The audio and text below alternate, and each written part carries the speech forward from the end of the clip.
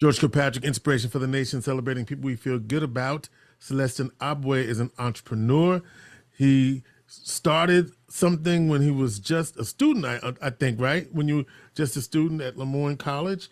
And his business is called Clutch Delivery. And so welcome to the program. Actually, we met Celestin at the Dream Summit, where he was there trying to make connections, and where I first learned of this business. So Celestin, tell us about your background and how you came upon starting your journey as an entrepreneur.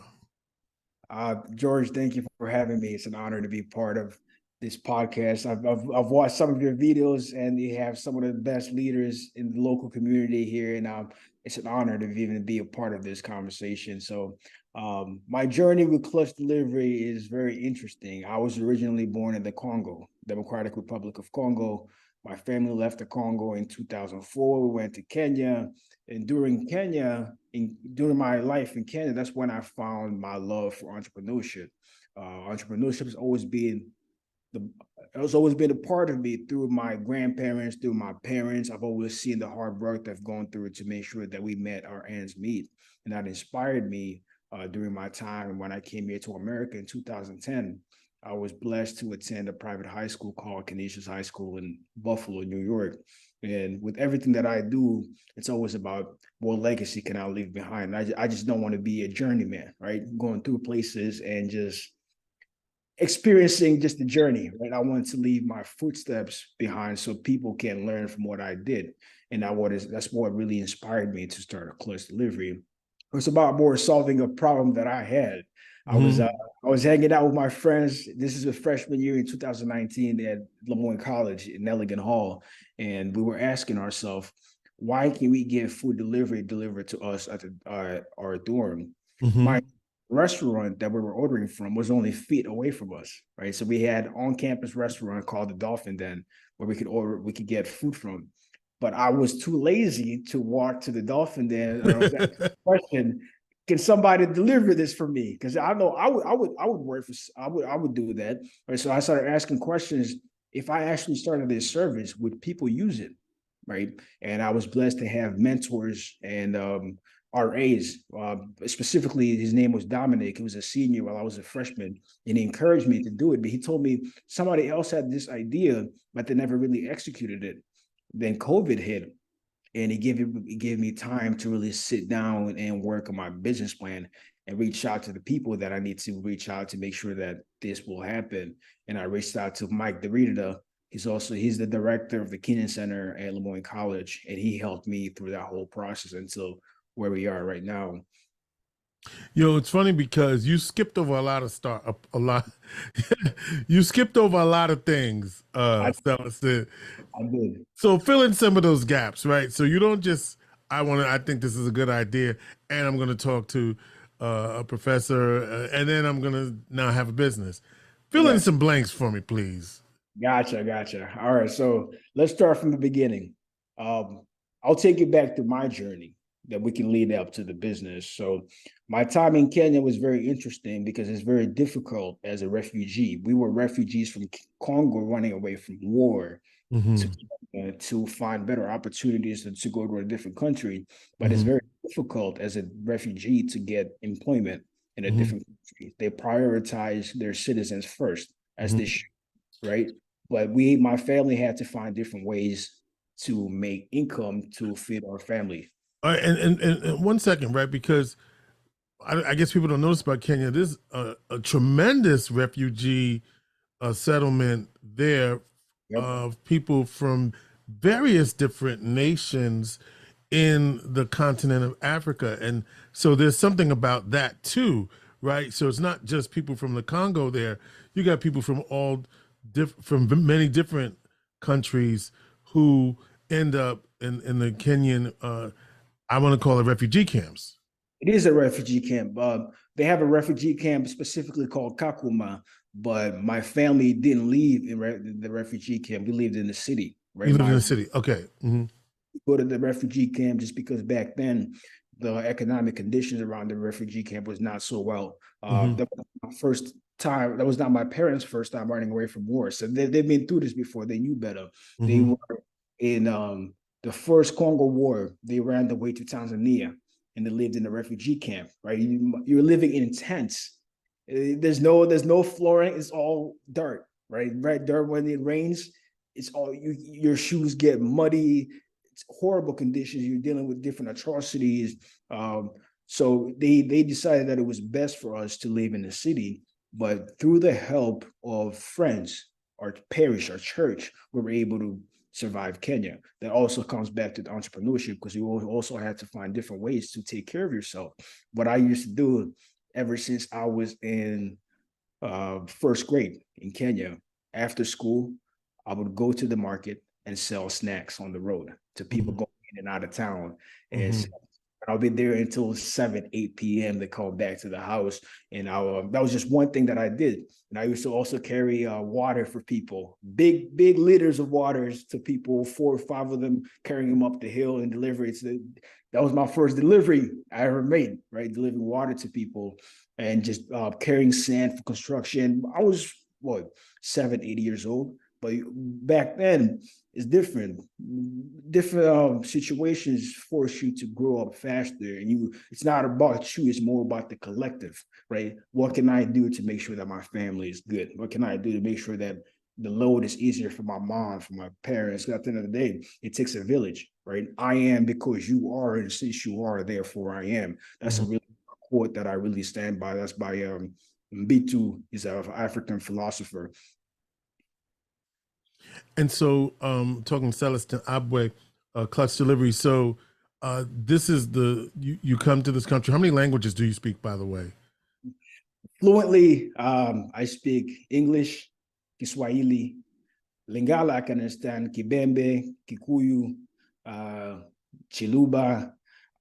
Congo has 250 languages, so you have to understand just a little bit to get by for everybody, right? Because 250 languages is a lot. I personally speak about 7 languages, and I don't think in English. I think in Swahili, and I have to translate it back to English. So if it takes me a little bit longer to give you an answer, that's probably where I'm trying to find the word. Because some words don't really translate to English, so I have to find another way to phrase it.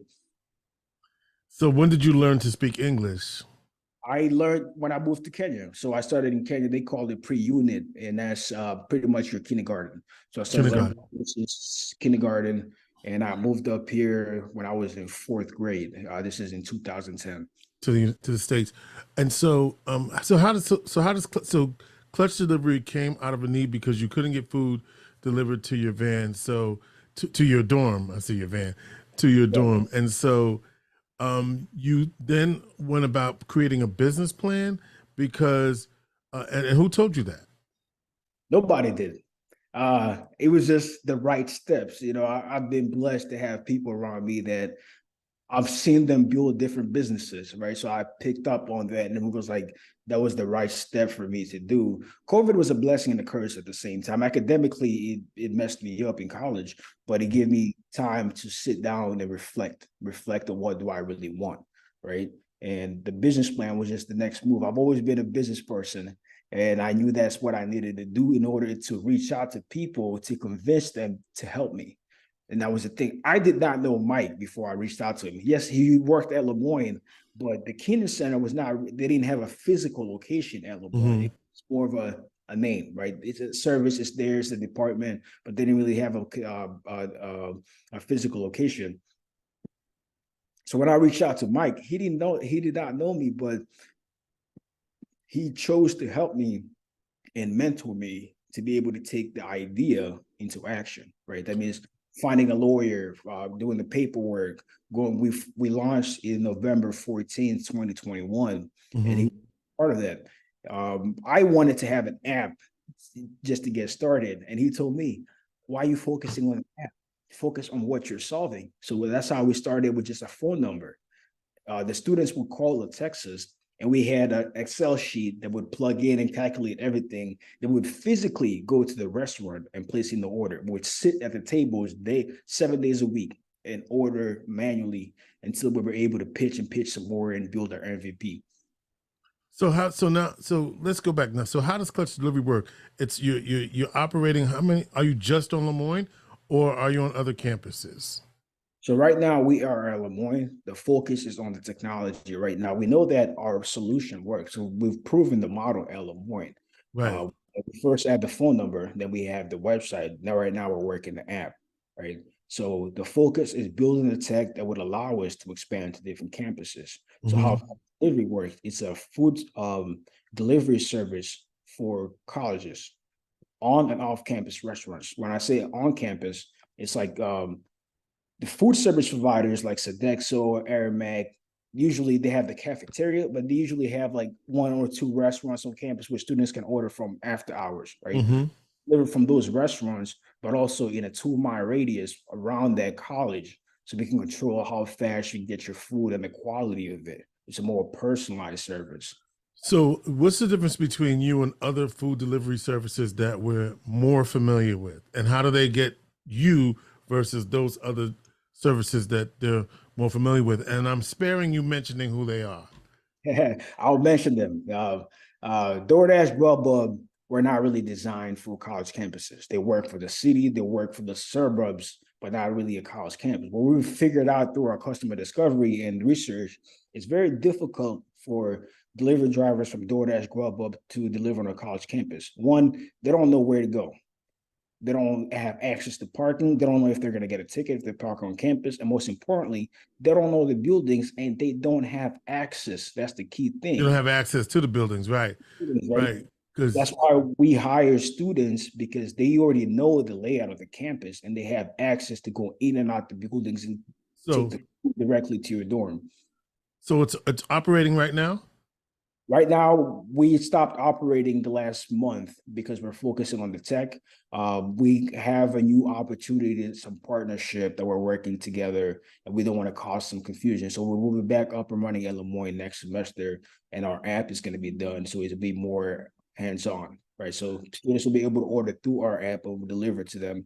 This strategic partnership is going to help us expand to different colleges. I can't name the name right now, but it'll be coming out in the next few weeks. So does it work just like the Grubhubs and DoorDashes?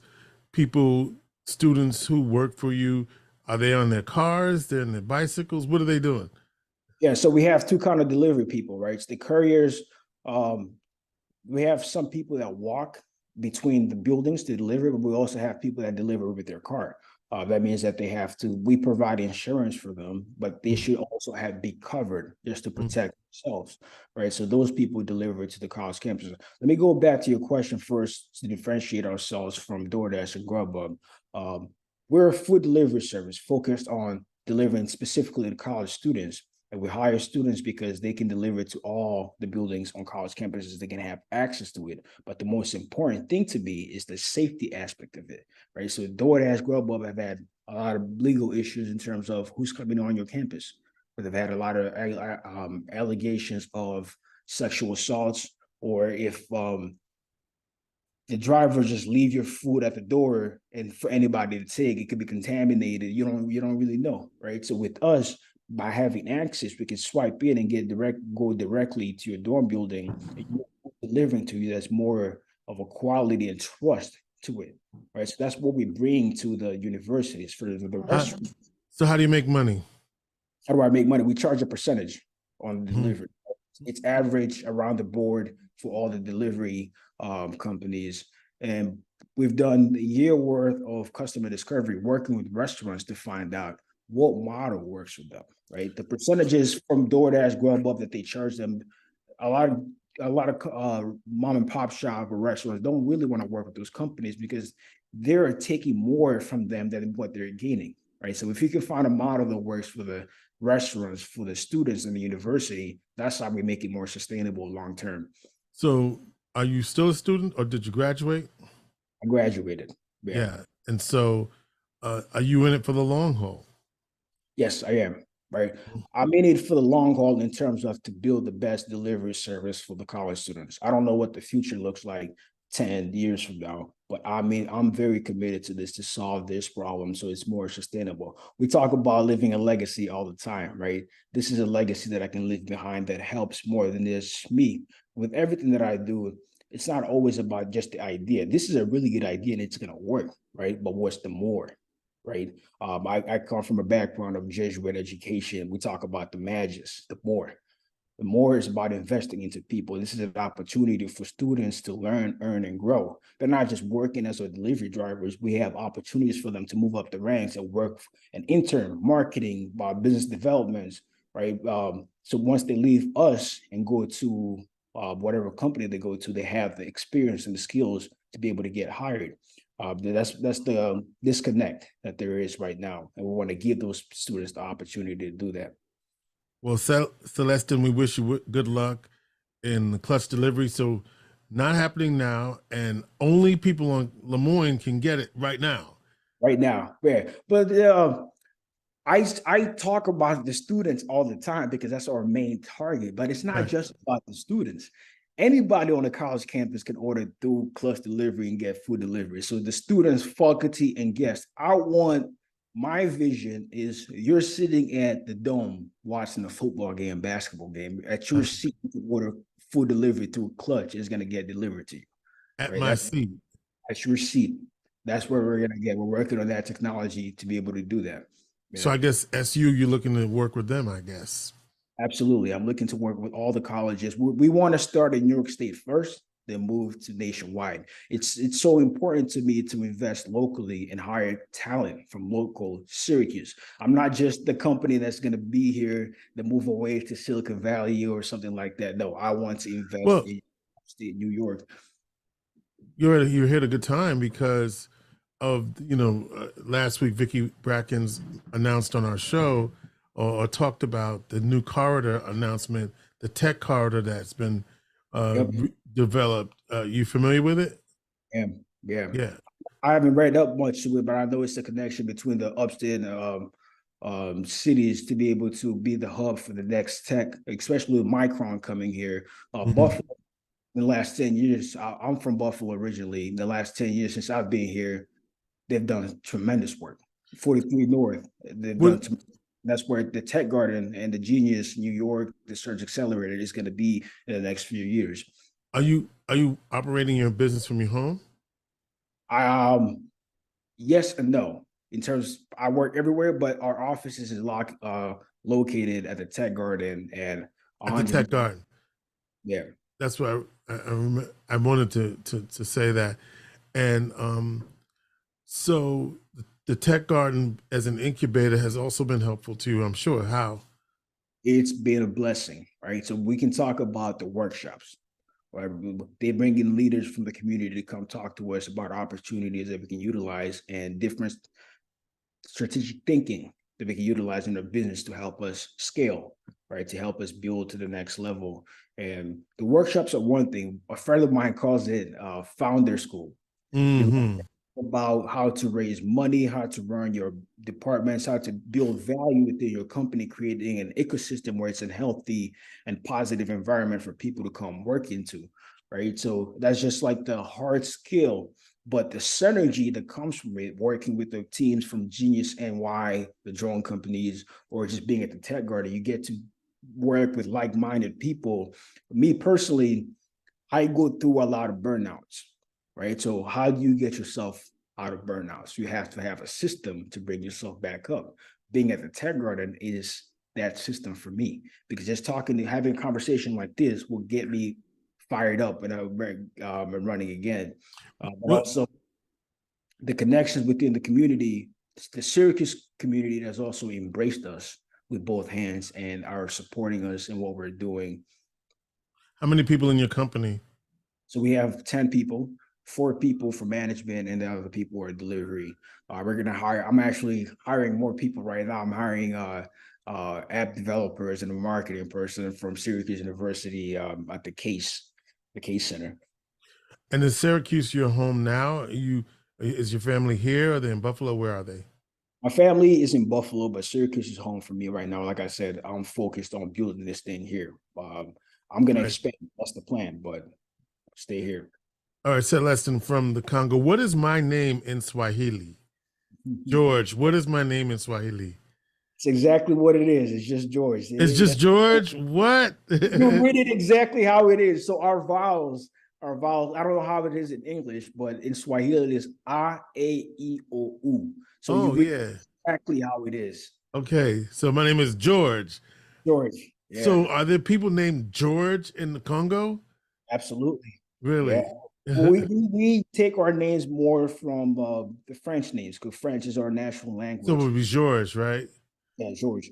But we were colonized by the British, so that's Right. why the French comes in. Hmm. All right. Well, listen, Celestin, we wish you good luck. Young entrepreneur in the spotlight here on Inspiration for the Nation. We wish you well. And we hope that uh, everybody gets their food in the clutch, from Clutch. Clutch. We come in clutch. That's what we do. Just to mention one thing. The one thing that also separates us, shout out to my team. They've done a phenomenal job. Hmm. To now order food delivery using their meal plans. So Hmm. you buy your meal plan in the beginning of the school year.